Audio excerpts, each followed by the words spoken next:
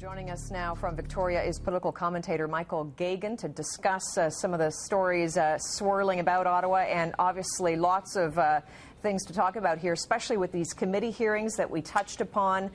We made mention of the fact there's now this draft motion that could find the government in contempt of Parliament. Plus, we've got the budget to be tabled Tuesday, a possible election. How does all this play in?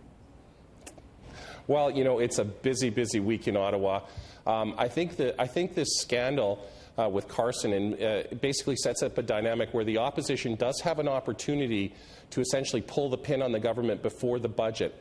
I think that might strategically be a mistake, because I think Canadians might feel that although this scandal is titillating, it's not necessarily worthy of bringing a government down over, particularly when you have a Prime Minister that has called in the RCMP to investigate this individual and get to the bottom of things. I think Canadians want to see what kind of budget the Harper government comes out with and then judge that accordingly. Okay. Well, let's talk about that a little bit. I mean, do you think the government now is as eager for an election as it may have been at some other previous point? Because, you know, there are, many people would say, an awful lot of scandals. A lot of this is hitting a lot closer to the Prime Minister himself. So what are your thoughts? Well, I think the government was very eager for an election 2 weeks ago when the polls showed them near or at majority territory. With, you know, the in-and-out scandal, the stuff that's happened with Bev Oda, with this assistant to Prime Minister Harper being caught up in this escort and promoting a water filtration system. You know, it might have an impact on the numbers. It'll be interesting to see what those polling numbers are. But of course, with minority governments, it's not just up to the government, it's up to the opposition parties to determine whether or not a government stays in power or not. And I think with regards to this, I think the Harper government is still committed to a spring election.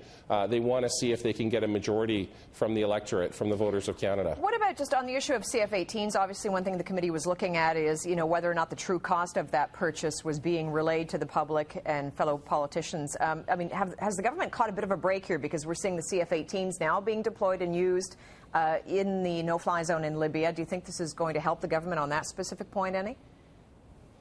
Yeah, I think it is. I mean, the F-35s, I mean, the cost overruns with that program have been a political problem both in the United States and in Canada.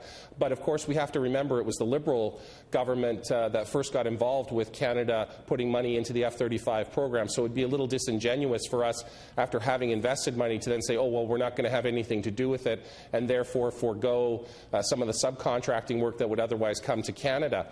But, yeah, I think what it's done is it's shown Canadians, you know what, there still is a role for fighter jets, and we can't just use unmanned drones for, you know, surveying the border or what have you. There is a time when, you know, we actually have to have fighters up in the air, and we may actually have to use them in combat.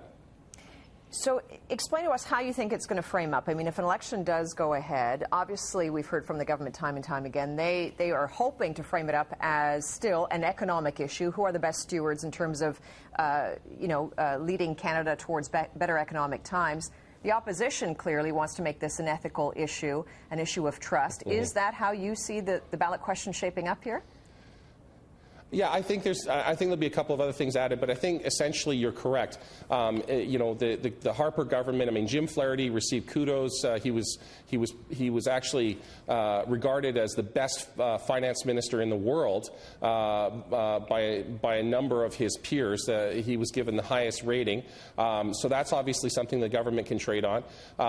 The government's also going to be pushing a bit of a law and order agenda. One of the lines that I've heard is, you know, it's time that we stop treating criminals as victims, and we stop treating victims as criminals. And that, of course, speaks to the issue of the right of Canadians to defend themselves, which is something, quite frankly, a right that seems to have been eroded over the years. Okay. So I think that'll be another thing. So just quickly, what will be the election trigger? Will it be the budget? Would there be a last-minute compromise to avoid that, or will it be this contempt of Parliament that we'll see?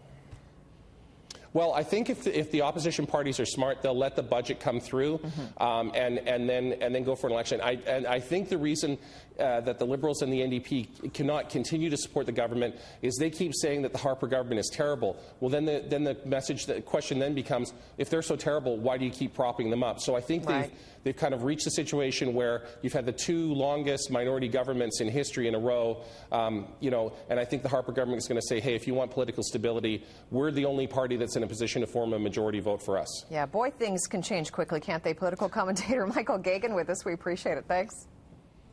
Thank you.